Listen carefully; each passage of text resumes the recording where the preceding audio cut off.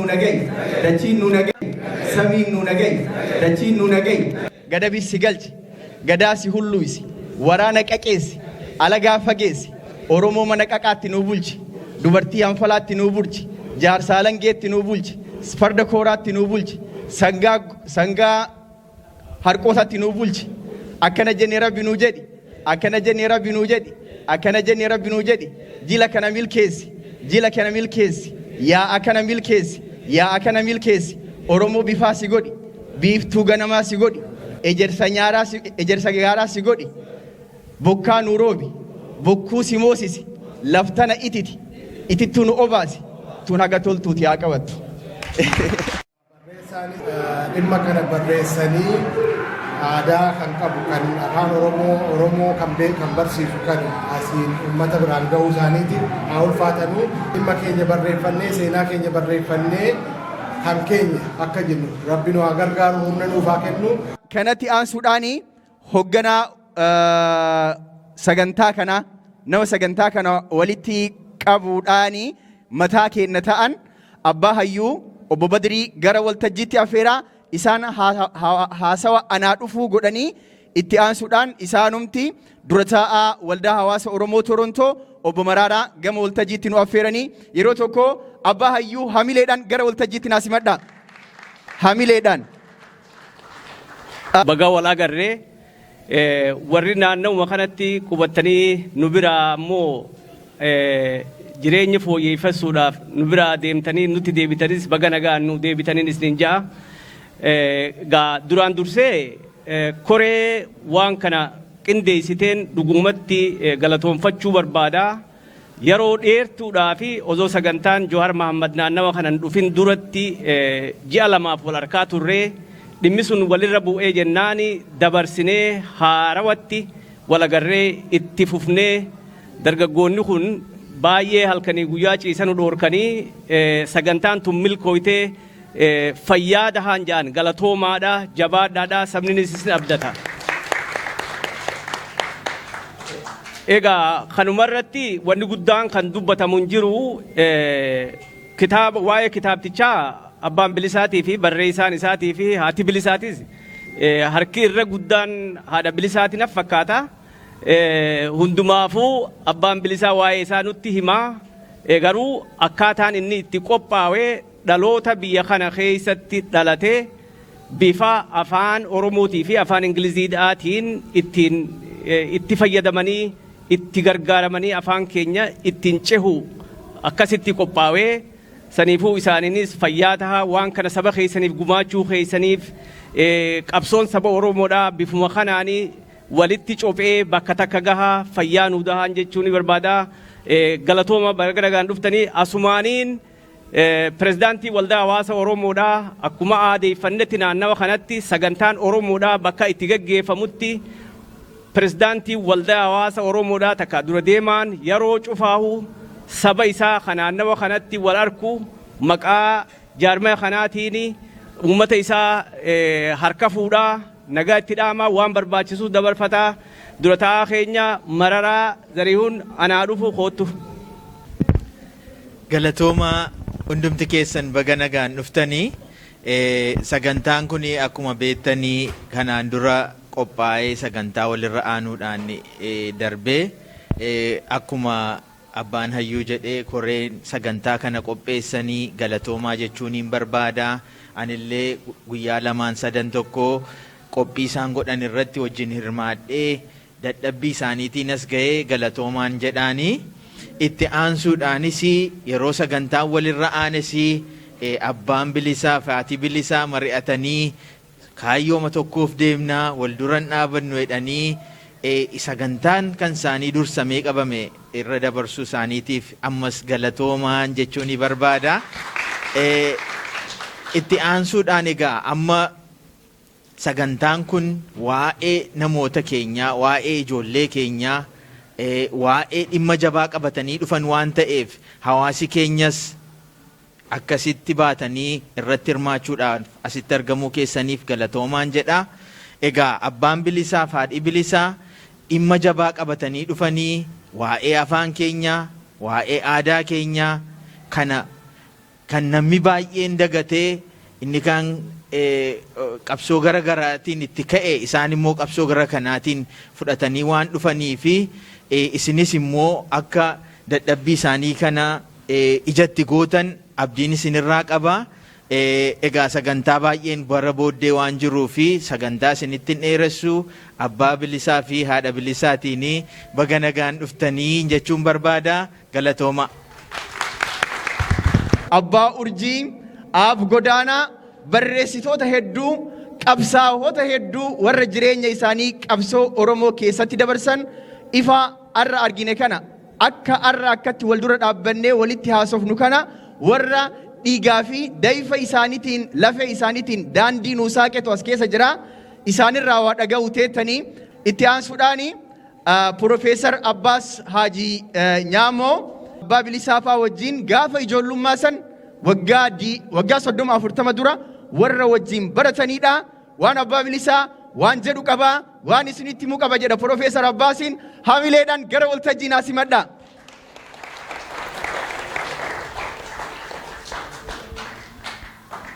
Akkama ooltan baga jiraattanii baga isin maraa argee dhugumatti an ummata keeyyoo argu gammachuu guddaatu natti dhaga'ama. Isin akkana baay'attanii yoo argitu kana baay'ee natti tola gammada baga dhuftanii baga agarree jedha.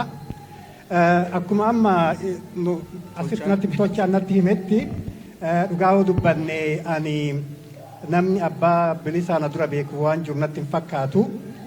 Inni namni biraa immoo anas namni isa dura beeku natti hin fakkaatu.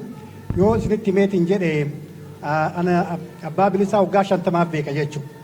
50 jechuun waggaa dheeraa bara Haayila Sillaaseen kufeessan gara keenyatti gara Haayila Sillaaseen qulullaa'essan asallaa seenne jechuun ijoollee turre goofaree guddaa qabna. Ka isaan mallee hin jira. Kiyyammoo akka deemee jira. Waggaa 50 dura ol geennee jechuudha. Waggaa 50 jechuun dhaloota guddatu achi ture.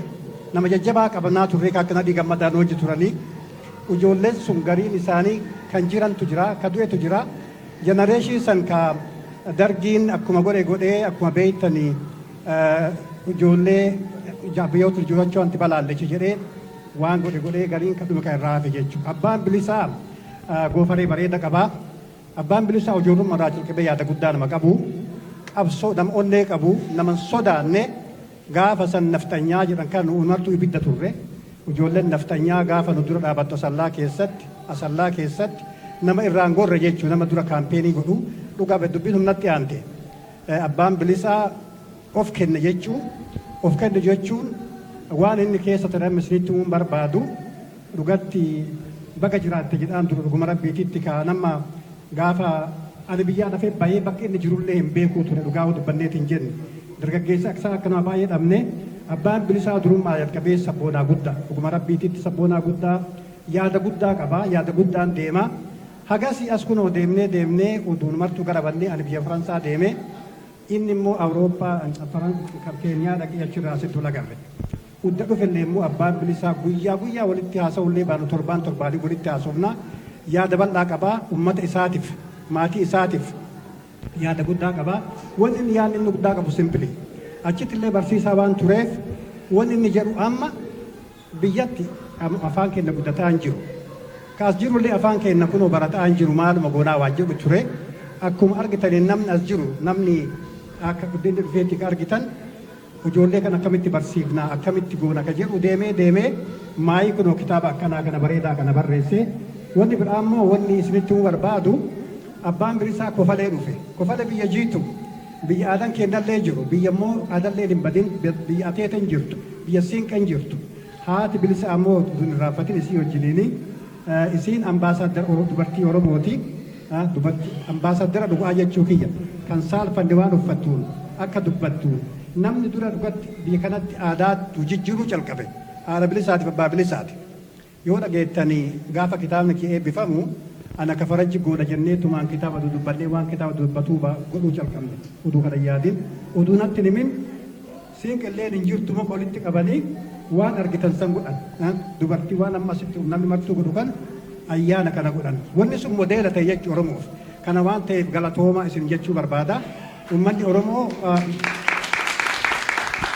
bakka deemtanitti yoo deemtan wanna godhateen calqabe yoo jettan dubartii as jirtuu fi dhiira as jirtu abbaa bilisaati fi arabisaati calqabe gaafa an Awustiraaliyaa deemullee akkasuma godhan gaafa an biyya Ameerikaa deemullee akkasuma godhan kana jechuun Oromoon aadaa bareedaa akka qabu hin beekuu ture beektanii nu amma aadaa bareeda qabna bareeda jechuun aadaan 1700 jira aadaan martuu bareeda aadaan keenya immoo bareeda guddaa bareedummaa aadaa keenyaa haati bilisaa bakka deemtuun siqee kana qabattee waan ateetee deebi'aati aadaa siinqee nama barsiisaa turte abbaan bilisaa immoo amma ijoolleen diyaasporaa jirtu akka waan kana barattu waa tokko sitti barbaada diyaasporaa jechuun bakka lamatti addaan qoodama diyaasporaan kun dhufee ka baqatee biyya kana dhufee baqee nama san fakkaatee aadaa ofii gatee eenyummaa isaa gatee faranjii ta'ee jiraatu jechuudha.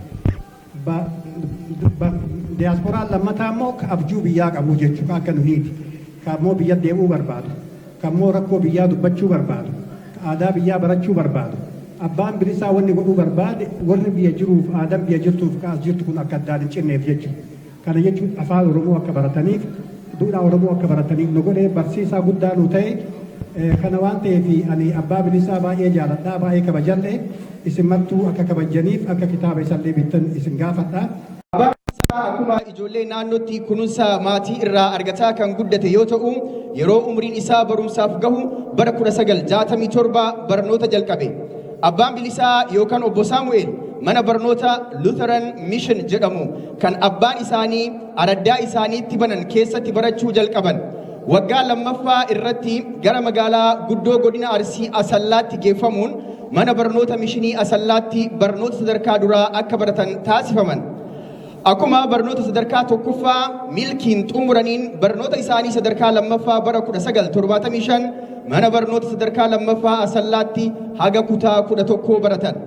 Abbaan bilisaa yookaan obbo Saamu'eel barnoota idilee qofa osoo hin taane aadaa fi duudhaa saba keessatti dhalatee kan ardaa keessatti dhalatee argaa guddate san gabbifachuuf jecha bara 1974 hanga 75 mana aadaa dargaggoota Arsii miseensa ta'anii afaanii fi aadaa akka gaariitti baratan.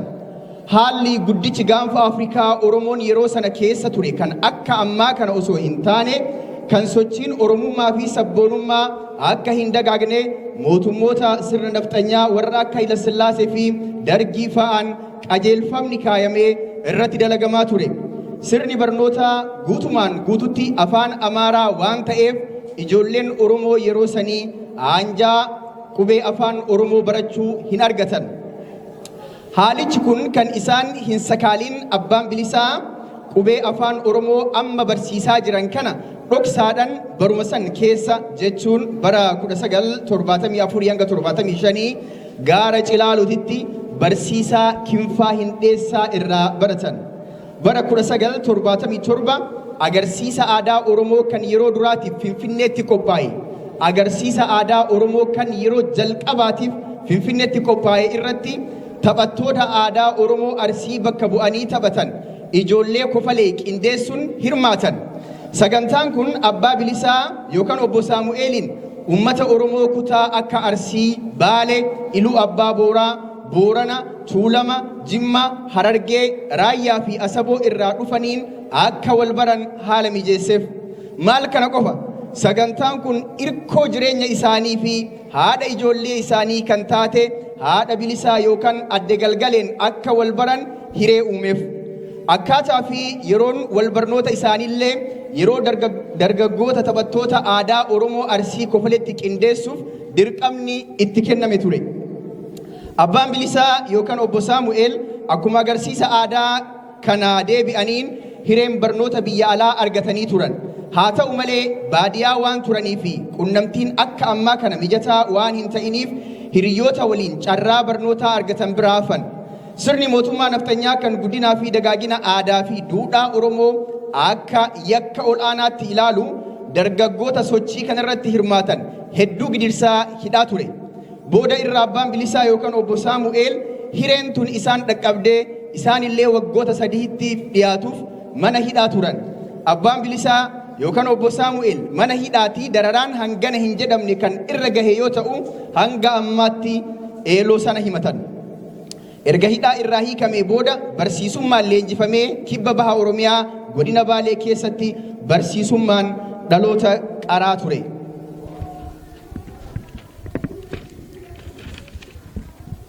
Bara 1991tti mootummaan Dargii qabsoo sabaa fi sablammoota Itoophiyaatiin aangoo irraa qaari'ee TPLF fi dhaabbileen TPLF jalatti ijaaraman yeroo dhufan dhaaba dhuunfaa keessatti hojii argatanii gara Finfinnee ol dhufan. Abbaan Bilisaa yeroo qubeen afaan Oromoo yeroo jalqabaatiif hojii irra oolu Tuulama keessatti hojii boonsaa hojjechuun karoorri barnoota afaan Oromoo kuni akka milkaayu qooda leencaa taphatanii jiru. Abbaan Bilisaa yookaan Obbo Saamu'eel bara 2005 haala nagaa isaaniitiif rakkoon waan isaan mudateef gara Keeniyaa baqatan. Keenyaa Naayiroobii keessatti hawaasa Oromoo Naayiroobii jiru barreessaa ta'uun tajaajilaa turan. Akkasumas baqattoota Oromoo afaan Oromoo fi Ingilish waahillan isaanii waliin barsiisaa turan. Bara 2011 Keeniyaa irraa gara Kanaadaa dhufuu carraa kan argatan Abbaan Bilisaa asuma kutaa Ontaariyoo magaalaa Hamilton maandhiffatan. Sochii afaan Oromoo bal'isuu fi dhaloota qaruu Obbo Saamu'eel Kanaadaattis osoo hin dhaabbatin kan itti fufe yoo ta'u bara 2014 fi bara 2015 keessa magaalaa Hamilton wirtuu barnoota San Charles Education Center jedhamu wajjin waliigaluun afaan Oromoo ijoollee Oromoo magaalaa Hamilton jiraatan barsiisaa turan. Bara 2021 fi bara 2022 keessa dhaabbata oolaa waliin ta'uudhaan afaan Oromoo barsiisaa ture. Sagantaa barnoota oolaa kuni dhaabbannaan jaarmaya Oromoo Readers Society ORS jedhamu ijaaree yeroo ammaa afaan Oromoo barsiisaa jira. Barnoota kanaan kan baratan barattoota daree 5 yoo ta'an barsiisonni ammaaf qaban isaa wajjin barsiisota 4 qofa.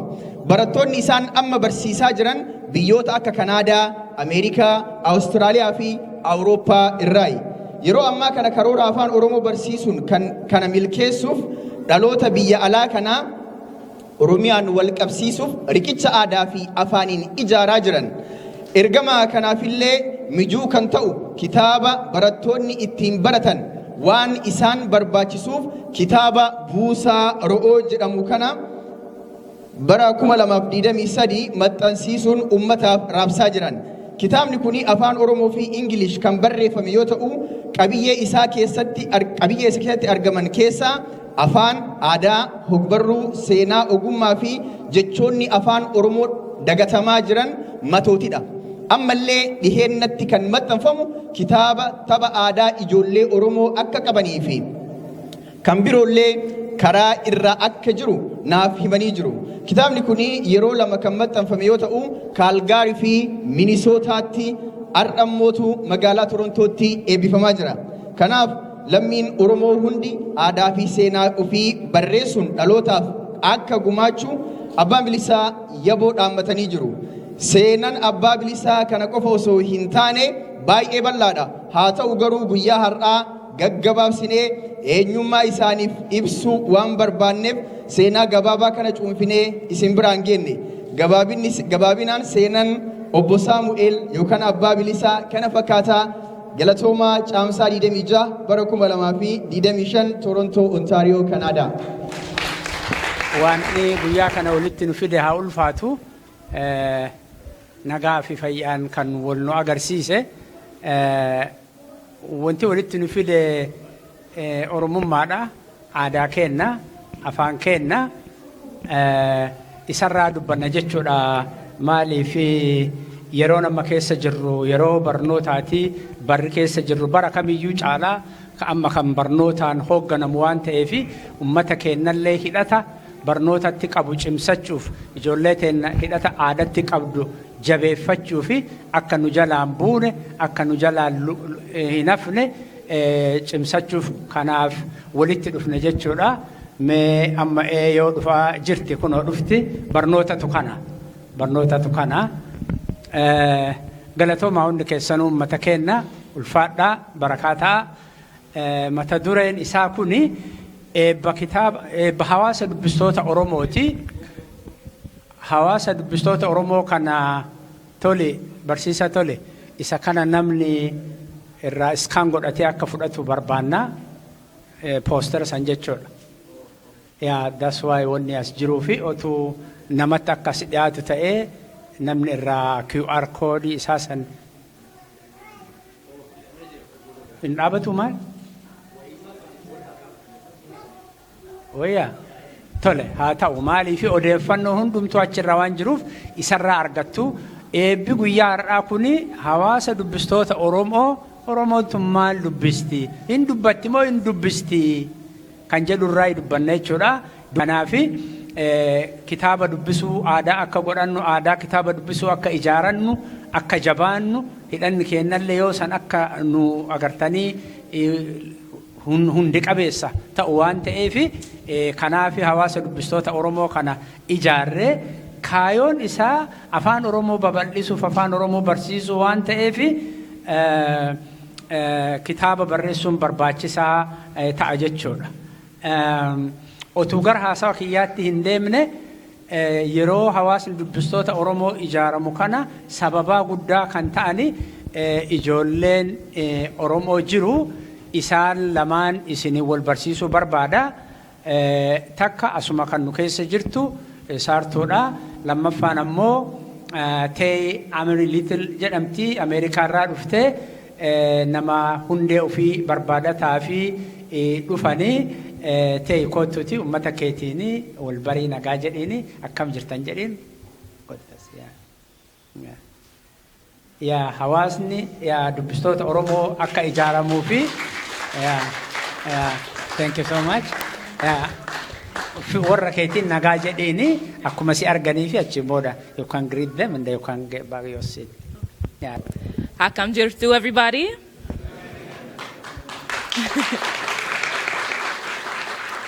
Maqaan kiyya Tey Amari Little jedhama. I'm coming from Detroit, Michigan, and it's a pleasure to be with you all today. I look forward to talking more with you. Thank you. Akkam jirtu an maqaan kiyya Saartuu Muhammadin jedhama. Asbattiin dhaladhee asbattiin guddadhee I think namni maruu maybe na beektan yoo nan beekne ammas wal baruu jirra. Ani intala Abdul Hamid Ami. Hojiin keenna ijoollee teennatti yoo dabre boruuf uguriin nu gaha jedhee waan amanuufi ani oolmaan kiyya hundi ijoollee wajjini yoo ugurillee deemu ijoollee ma barbaadee ijoolletti hiiqaa nama guddaan illee wajjuma jira garuu garaa kiyya isaanitti himadha. Kanaaf ijoolleen kun utubaa naa ta'anii aantu ka jedhamtu ammoo dhufuu ittiin tollee asii Ameerikaa jirti. Yeroo biraa yoo Rabbi jedhe immoo hin dhuftiisin hedduudha.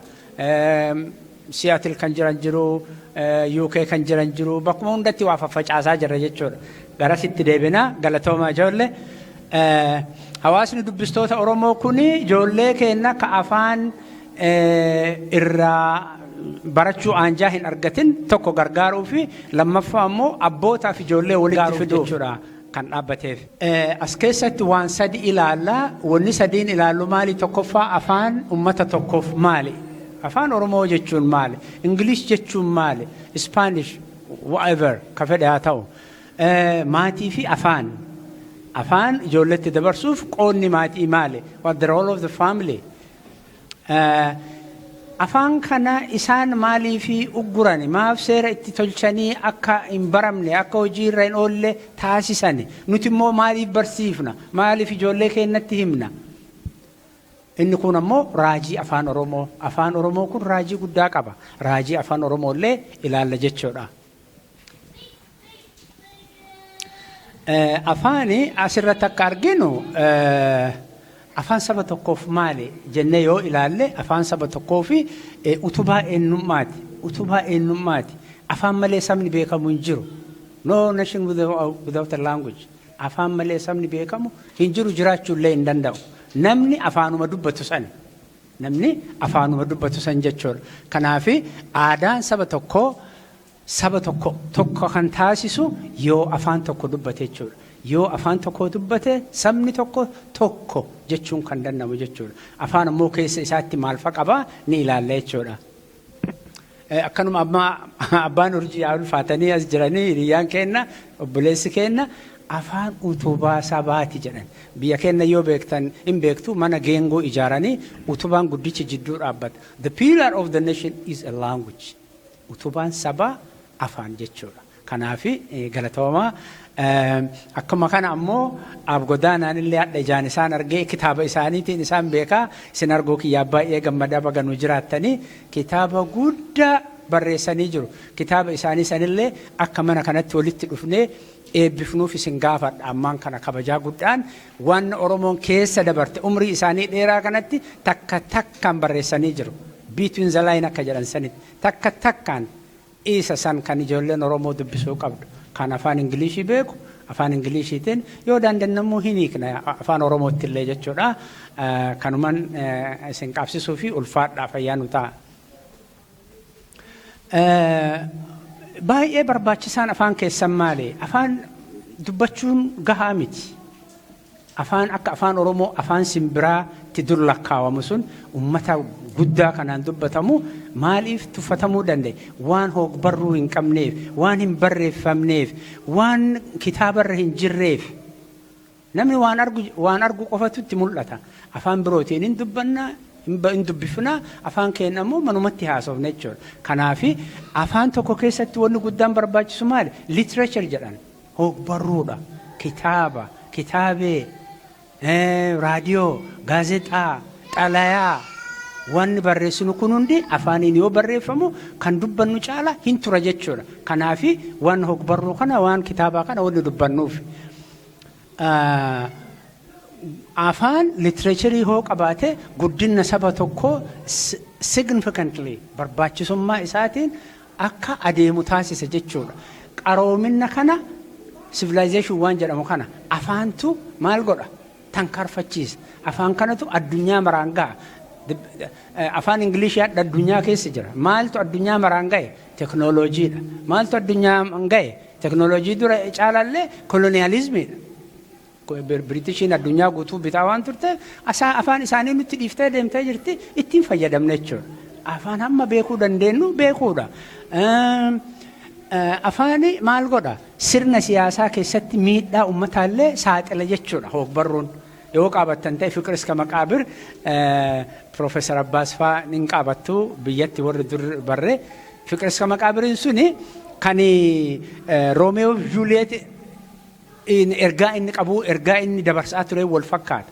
Sirna gabroonfataa agartanii abbaa lafaa irratti ijoollee lamaa wal jaalatan kan maatiin hin eeyyamne irraahi kaasanii waa'ee siyaasaa dubbatan jechuudha. Gudukaasaa fi waan abbaa isii Fitaraarii Mashashaa fi haadha isaanii Zarfashwaal waan mucayyoo sabla waan isaan irra ga'aa ture look like waan jaalala fakkaata but not siyaasaa ture jechuudha. Miidhama uummata irra gahaatiin ture san hogbarruun sun dabarse jechuudha. Kanaafi literature yookaan hogbarruun rakkina siyaasaallee mirga namaa miidhamuullee ibsa jechuudha.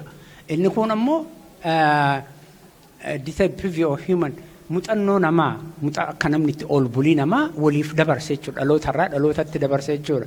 Inni kun ammoo fedhii namaa jaalala namaa waan barbaanu waan himuu barbaanu afaaniin dabarse jechuudha. Ammas afaan sirna saba tokko duubatti hacuucuhoo jiraate ifa baasa jechuudha. Afaantu hima, barreeffamatu hima, haasaa qofaa miti hogbarrutu hima jechuudha. Ummanni literaaturii hin qabne tokko maarree ummata dukkana keessa jiru jechuudha. Qiyaamaa keessa ummata jiru jechuudha. Ummanni literaaturii hin qabne ummata akka nuti jiru kana jechuudha.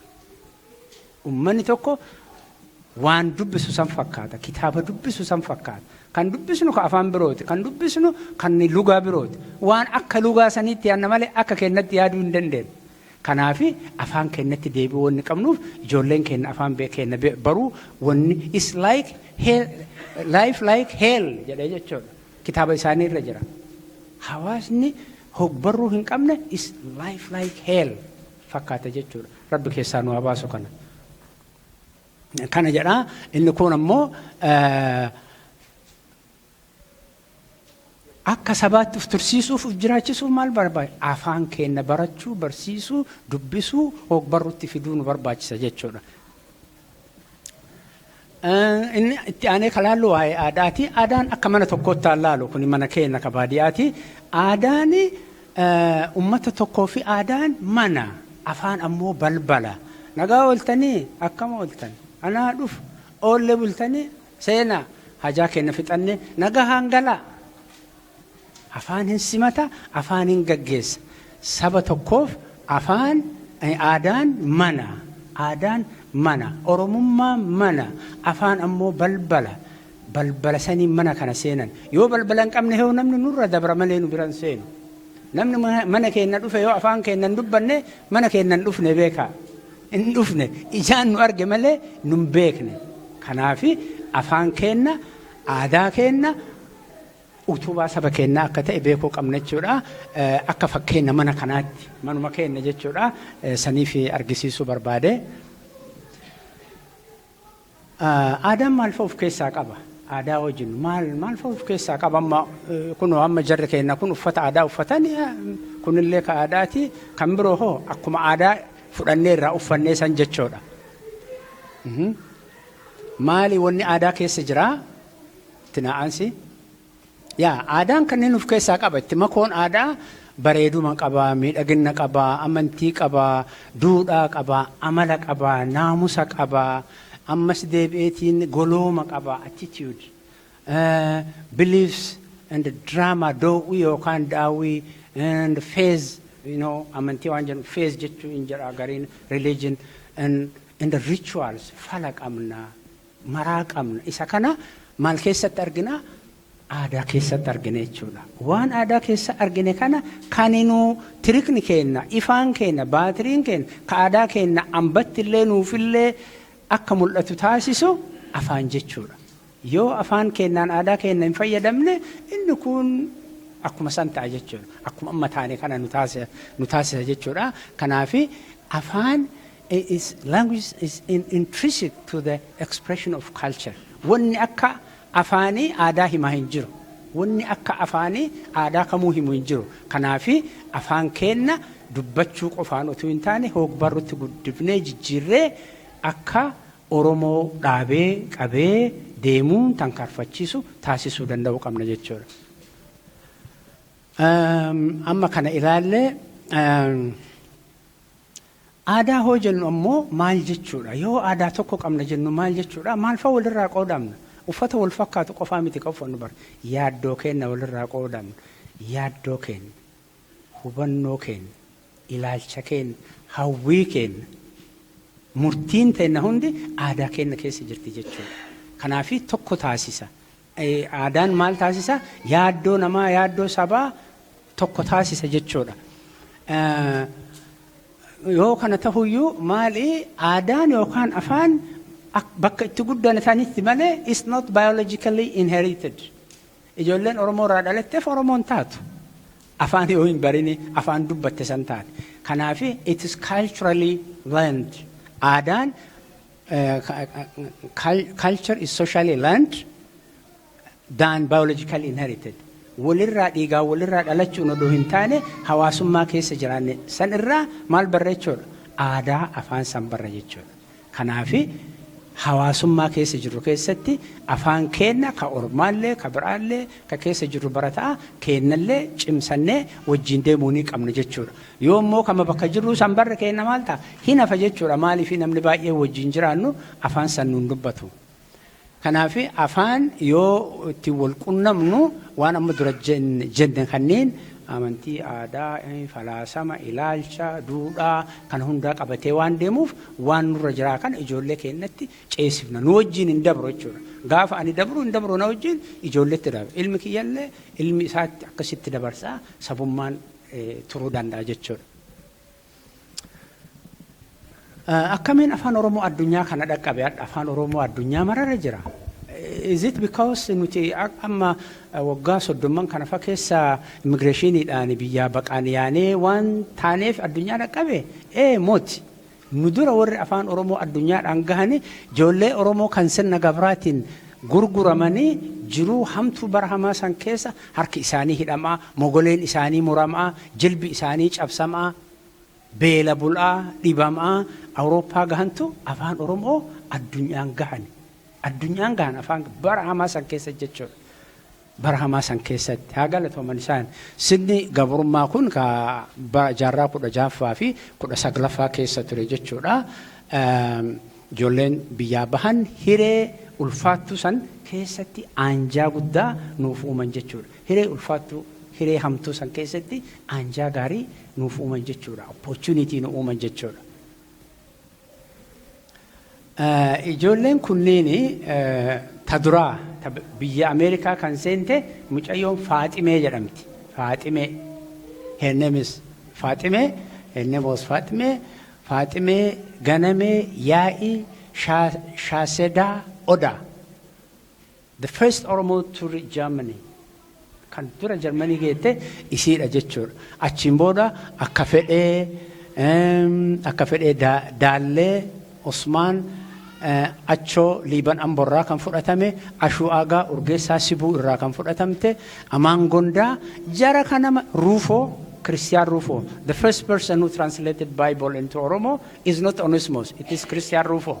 Ijoolleen kun sirna hamaa saniin biyyaa bahanii afaan Oromootiin ufiifuu wal argan. It's a miracle.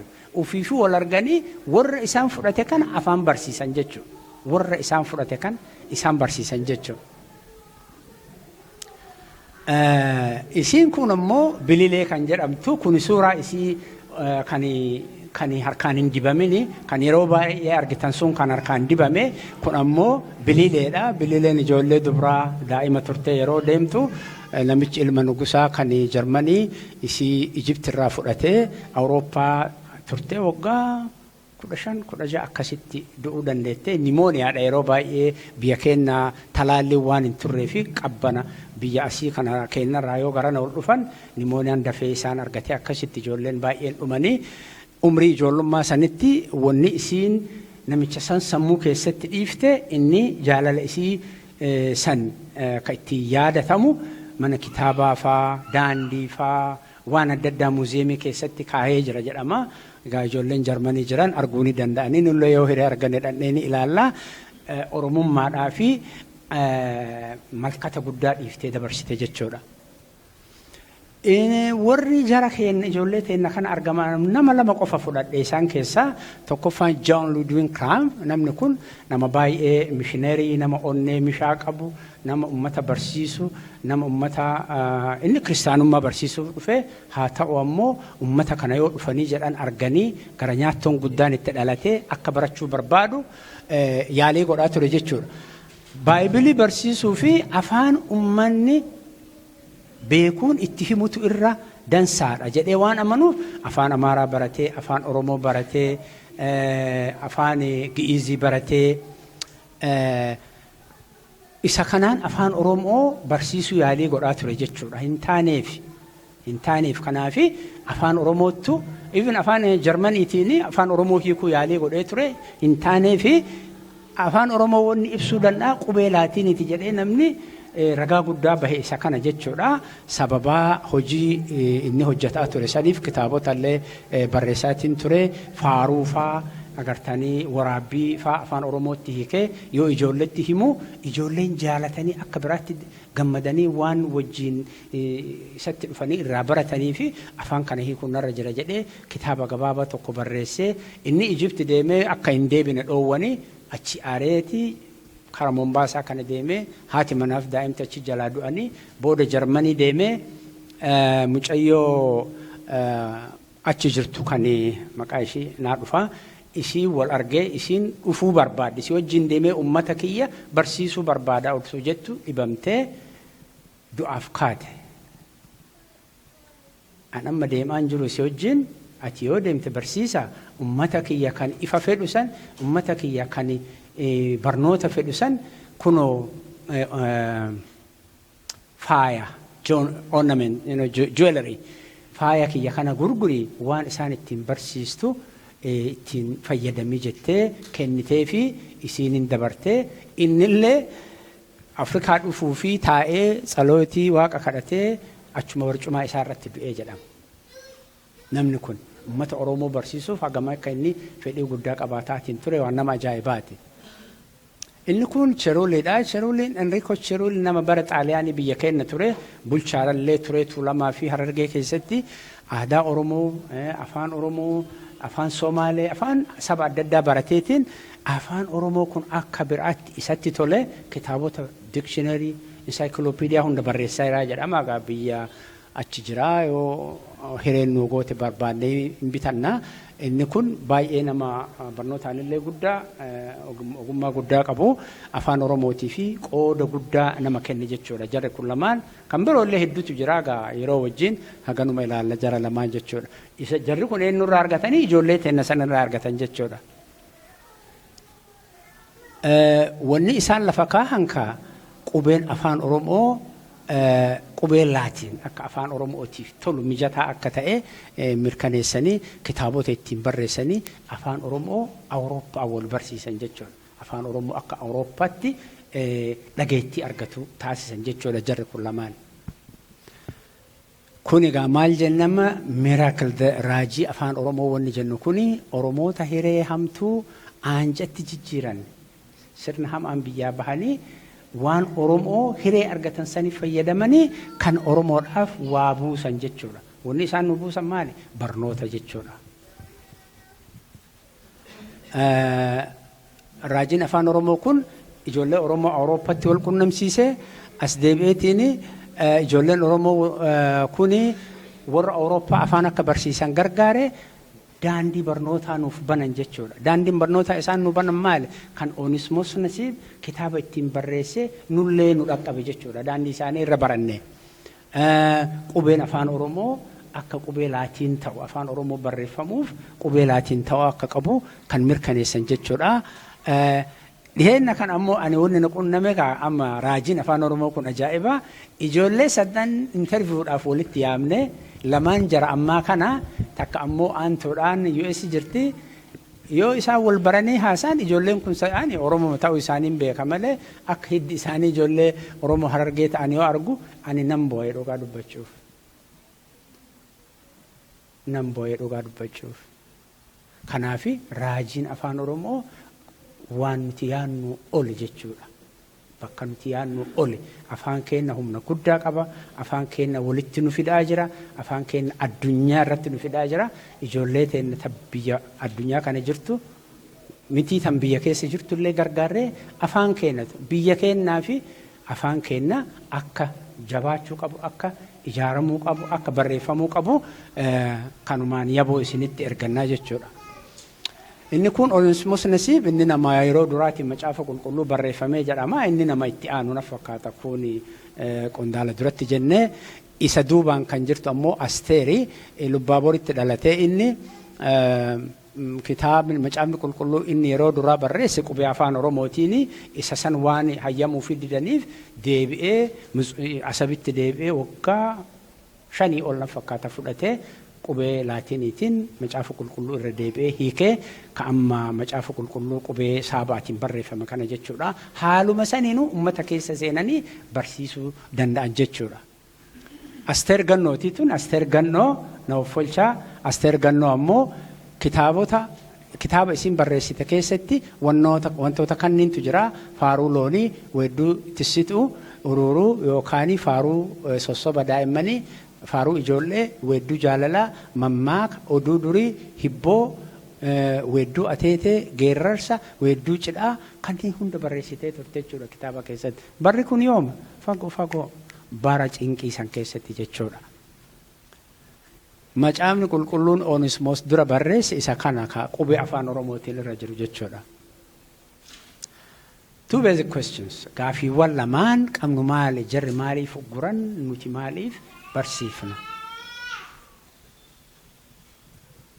Jarri agartanii afaan Oromoo qofaa miti. Afaan saba hundaatu biyya keenya keessatti kan ugguruu jalqabe Tewoodiroos jechuudha. Tewoodiroos 1855-68 afaan Amaaraa qofa official language afaan biyyoolessaa akka ta'utti labsee achiin booda Tadlaa Hayilee Sillaasee gorsuudhaan labsiin bahuudhaan kan argitan kana labsii 3/1944 afaan Oromoo hojiin ala kan taasisu seeraan bahe jechuudha.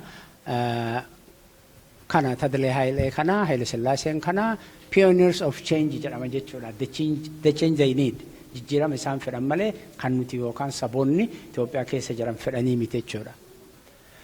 Kanaafi nugusni durii biyya keenya keessatti maal qaba? Opshinii sadii qaba jedhanii when it comes to Oromo, tokkoffaa Oromoon garboota qananii oolee horii qaban akka ta'an qofa, rich slaves akka ta'an barbaadama. Oromoo yoo danda'ame gara Amaarummaatti jijjiirutu barbaadama. Inni kun ammoo namoonni muudaman akka uummata bulchaniif muudamani warra afaan Oromoo beekanii ammoo akka sirna bulchaa sanitti akka yaadan akka ta'u qofa barbaadama jechuudha. Tadilaan illee kan gorse jechuudha.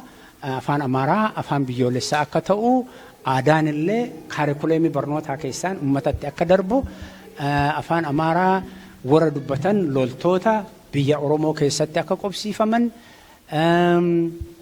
akkanumaan ammoo warri afaan Oromoo biyya Oromoo keessatti qobsiifaman kun dubartii Oromoo fuudhanii ijoollee akka horan, ijoolleen sun ammoo akka afaan Oromoo hin baranne jechuun Oromoo gara Amaarummaatti jijjiiruu kan jedhu kaayoo akkanaatti ture jechuudha. Yeroo ammaa kana amma kuni Facebook irra jira kanarraa Tafarii Nuguseettu baasee sarara argadhe barnoota hundaafuu credit houriin kenname jira. Ingilishii 4, herrega 4, bioloojii 3 jedhee gadi bu'ee afaan Oromoo tokko qaba jechuudha. Afaan Oromoo takka rabbi isaanii haa kennu tanaa kan hin dhoogatin. Kanaaf afaan Oromoo sadarkaa uummanni kun gahutti kabajaa argachuu qaba. Dhugaa dubbachuuf Oromoon afaan Oromoo afaan biyyoolessaa akka ta'u, afaan bulchaa akka ta'u barbaaddi. Kuni kabajamuu qaba. Kun mirga dhalootaatiillee isaanillee akka bulchaatti uummata kanaa fi uummata kanaa wajjin jiraachuun barbaachisaa erga ta'ee afaan uummata kanaa kabajanii hojiirra oolchuun irra jiraata jechuudha. Daandii duratti Oonismoos Faatii diriirsanirraa barnoonni kun anallee qeetiyyatti na dhaqqabe jechuudha. 1967 The Pathfinders warri daandii nu bananii obbo Jaalataa Jaafaroo, Abbo Jaalataa Jaafaroo, Gammachuu Dhibbisaa, Abbo Bayyanaa Badhaasoo, Gabra Mikaa'el Falamaa, Dotii Turaa, Ashannaafi Oddeessoo, Tufaa Kojii, Yoosef Saaddoo, Zakkaariyaas Hamdaa. Abbaa kiyyatu Adventistii deemee achitti barnoota yoo barbaadu mishiinii kofalee dhaqe jedhanii kofaletti barsiisaa Yoosef Saaddoo irraa barsiisaa Yohaannis Guyyee kan ennaa dura anana barsiise kan ramadamanii qeetee na dhufuu danda'an jechuudha. Sun suuraa abbaa kiyyaati. Kun ammoo suuraa barsiisaa kiyya. This is the root of education, the journey, how it comes down from the slave system to our home in 1960s. That is how I learned afaan illee afaan Amaaraallee haa ta'u baranneerra haala kanaan naannaheetiin nutti dhufe jechuudha. Manni barnootaa suni gara mana barnoota 10 haa ta'u 10 olii boodarra bara dargii keessa bajatiin hin jiru jedhamanii cufaman jechuudha. Hin cufaman jechuudha. Waggaa erga qe'ee kiyyatti barnoota jalqabeen booda abbaan kiyya mucaa kiyya barnoonni kun hin ga'uufii jedhee asallaa mishiini mana galchee asallaa wagguun baruu kun na junior kutaa 7-8 baradhu suuraan ennaa sanii seeqachuun baay'ee hin jiru hagana mara ani xiqqoo lolee jira biyyoon ammoo dhihoo kana waggaa 20 akkana hin ta'a seequun hin jirti jechuudha. Barsiisaa Kinfa Mikaa'el Hindheensaa gaara Cilaaloo keessa baanee qubee afaan Oromoo kan baranne jechuudha. Kuni it's assumed site where we land qubee afaan Oromoo in Cilaaloo Mount. Erga amma asallaa nageesseen booda abbaan kiyyaa waggaa 1-2 booda gorsa naaf kenne jechuudha. Gorsi naaf kenne maali? Gurbaanaan jedhe. Now you are going to reside somewhere far. And I have advice for you, Sigorsa. Maalifi namni alatti yoo guddate afaan ufii wallaalaa naan jedhan. Kanaafi ta ormaa alaa ta warraa mana akkanatti walitti qabadhu jedhanii harka isaanii akkana godhanii na qabsiisan jechuudha. Akkasitti barnoonni duraa manaa bahuu isaa ummanni kennallee ka amma jiru kuni barnoonni manaa akka jiru ijoolleen alaanuu baratan jedhee erguu qofa utuu hin taane hordoffii cimsuudhaan ijoolleen teenya akka afaaniif aadaallee baratan akkasitti irratti cimnee hojjechuu qabna jechuudha. Akka isaan harka itti qabatantu akkasi kanaafi tawarraa mana ta ormaa ala walitti yoo qabatte nama taataa naan jedhan jechuudha. Achi booda hojii irratti amma ka duratti seenaa irra himame sun erga darbeen booda erga mana hidhaatii baheen booda barsiisaa ta'ee yeroon hojjedhu 74 maandhee qubee afaan Oromoo ijaaraa bakka hundatti wal barsiifna. Achiin booda hojii irratti ammoo NTO ka jedhu maqaa naa kennanii NTOdha. Namichi kun afaan Oromoo malee hin dubbatu. Namtichi kun Oromoodhaan hin beeku. Amma dhiyoo kana gaas dhufe hiriyyaan kiyya waliin baaleetti barsiisaa ture natti hin barabbo. Beektaa NTO siin jedhanii maqaa kenna. Maal NTO jechuun namtichi kun Oromoodha jechuudha. Yoo namni dhufee si gaafatu Saamu'eel jira barsiisaan Saamu'eel NTOdha. Saamu'eeliin biraallee hin jira. Saamu'eeliin kun hin jira Saamu'eel NTO'n hin jiru jedhani. Ani hin beeku. Kanaaf maqaan ta'e jechuudha. Mee dubannaadhee akkatti. Inni kun ammoo afaan Oromoo kana barsiisuun maal umri guutuu itti dabarsinee akkuma jedhame san 85 haga IPRDF jigutti baale keessa hojjedhaa ture 85 irraa achiin booda 92 irraa haga 5 Tuulama keessa hojjetaa ture achiin booda Naayiroobitti 2007 waggaa guutuu barsiisaa turre achiin booda Hamilton asii 14-15 achiin booda ammoo ollaa wajjin amma ammoo hawaasa dubbistoota Oromoo wajjin afaan kana barsiisuu carraaqaa jira jechuudha. Beena kitaabni barreesse kana maatiin kiyyallee qooda guddaa keessaa qaba. Kitaabni kun aadaa ummata keenyaa afaan ummata keenyaa akka sirriitti ummanni keenya waan beekurraa akka baruu danda'u ijoollee ofiitti himuu akka danda'uu fi qopheesse jechuudha. Afaan kitaaba kana keessa maaltu jira yoo jenne seenaan the history and the purpose of afaan Oromoo. The history and purpose of afaan Oromoo. Afaan Oromoo maaliif seenaan isaa maal eessaa ka'ee as ga'e maaliif barsiisuun barbaachise. Afaan Oromootii fi Ingilishii qabaa. Seerluga qabaa, literature kun seerluga qabaa, grammar qabaa, conjugation qabaa, beekumsa, the knowledge, wisdom of the Oromo. Haawwatiin teen meeshaa duratti asitti itti nyaanne san ka irraa dhandhamne sanii akkamitti akka isaan hojjetan suuraan illee qabaa, gaggabaabbatee illee barreeffamee jira. Inni kun ammoo wixinee jedhee jira. Kun ammoo gaafiif deebii akka Gilgaalaatti achi keessa jira. Inni kun ammoo jechoota yeroo ammaa kana badaa jiran ka itti fayyadamne ka dur Oromoon haasawu isaan kanneen illee booda irratti glossarii jedheetiin kaahee jira. Kana of keessaa qaba. Galiin isaa hoo maali? Kan hunda haasaa ollee maali? Wanni irraa maali barbaachisummaan isaa? Yeroo darbe dheeraa bara dheeraa san keessa ijoolleen keenya kana hojjetanii asiin nu gahanii har'a nu maal gochuu dandeenye? The 5 W's eenyu yoom eessatti akkamiin maal gochuu dandeenye? What, which, when, who, how, what can we do?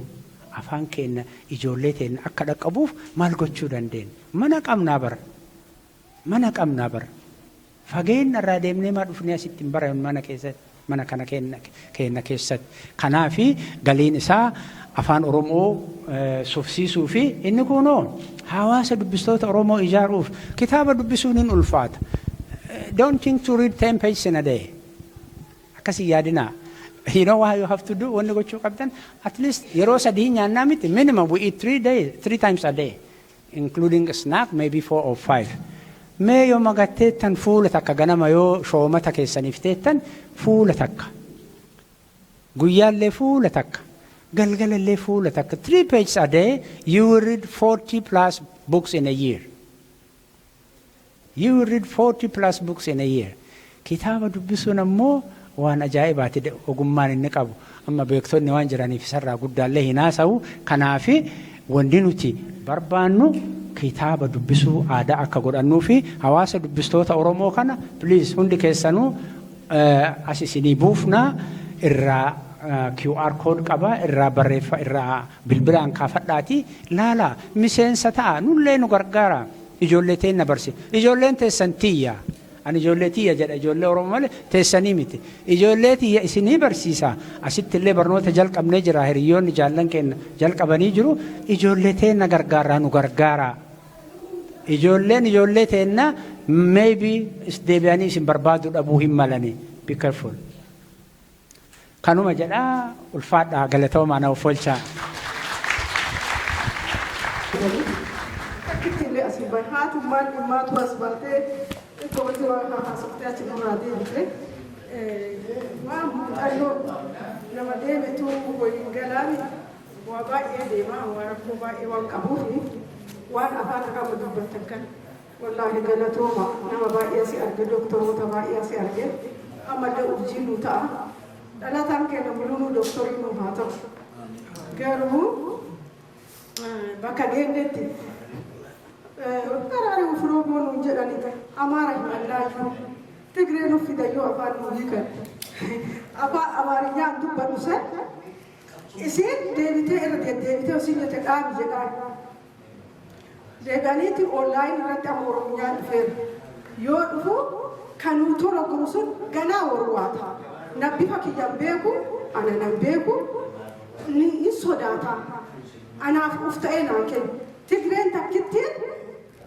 nama dhibbaa of kenniti beeka kiyya ammoo obboleessi kiyya afaan kiyya beeku oromtichi ani akkana ijjiti kenneen dabarsu ani kana haga kakuu haqabaa kana suutaan waan xiqqeessiti gabaabsinatti himi jedhe warri biyyaa dhufallee ijoolleen daa'imman dhuftullee nu jaartolee abbaan duri ilma qabatee maa gaaddisa ta'a haa jalaa baratuuf doktoroonni aziru kunniin illee isin jela haa baratanii dhugamaan isin jedha nu miidhamneerra akka saba tokkootitti an nama na gargaaru sun qabu ufii kiyyaa biiroo takka takkaan yoo irra deemu yookiin amaara yookiin tigiratu naa hin afaan gaaf garuufumaatti caccabsu goonumaan beenu lolatti bakka ta'a ammoo ijoolleen teenya ija qabdu azirtu ka dhufu illee hin beeku ani rakkoo duubaanu jiruufi waan ol beekaa holiina waan namni na fakkaata garuu faaktarii seenee hujii dhuunfaa ofii hojjetu malee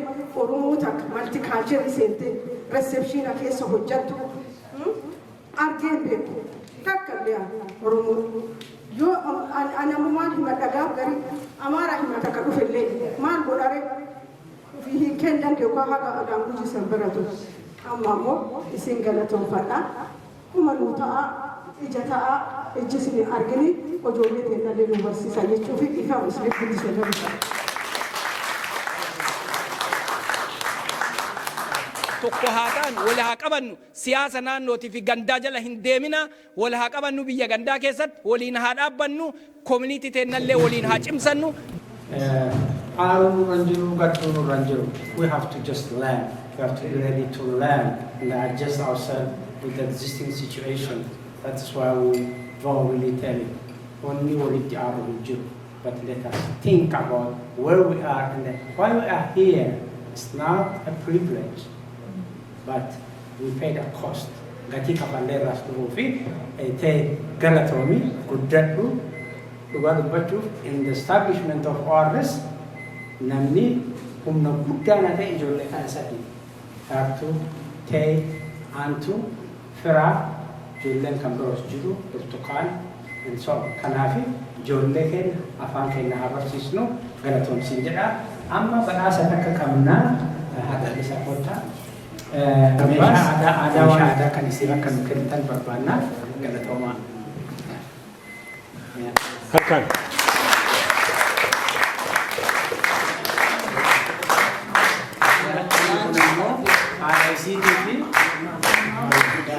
This is from her mom. Kuni haadha isiitii fi galatooma haati isii yeroo darbe dhufanii turanii dhufuuf turanii she booked the ticket but because of the other situation come in between hafan jechuudha kanaafi isaaniif akka nu geessitutti kennanne it is from her mom that she learned about who she is kanaafi haati kenna abbaan kenna humna kenna nullee aadaaf dhugaa qabnu isaan irraa fudhannee deemuu akka dandeenyuu fi ta'ee galatoomii ulfaadhu waaqni si haa guddisu. Thank you very much. I am really moved with words and as a professor of African politics. This is what we teach and how people were translated and for 350 years we lost you and still we are finding you. We are proud that you identify yourself with us and you are welcome. You are kinship now. You are a member of Oromo society. You found a father. You have many uncles and brothers. And simply you are part of our community. Thank you very much. You are proud, and I'm really moved with your speech and the experience of your people and the suffering of the past and the present. Thank you very much.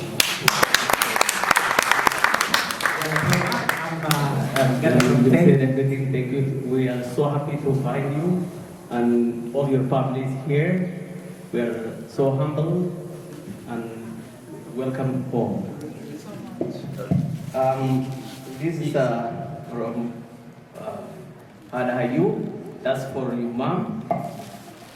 And this is for you. And this is where Dambasi.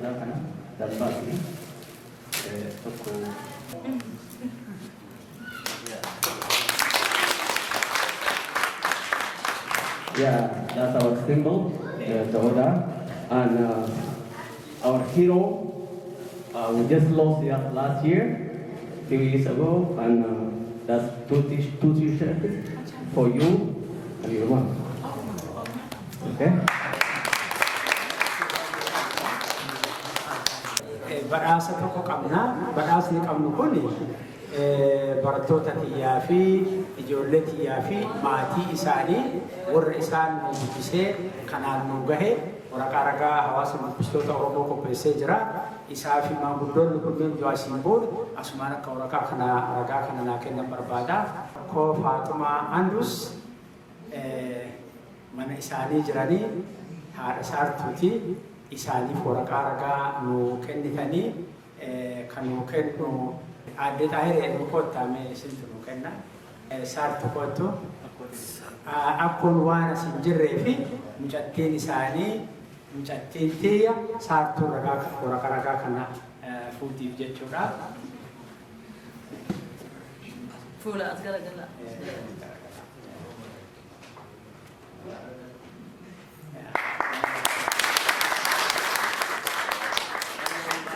Mataa isiitii fi waraqaa ragaa kun kennamaaf jechuudha. Isiif illee na jiru.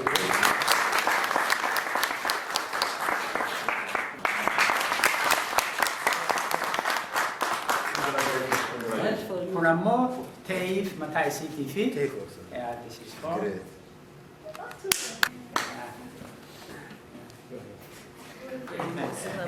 galatoomaa godhaa sinidhaan.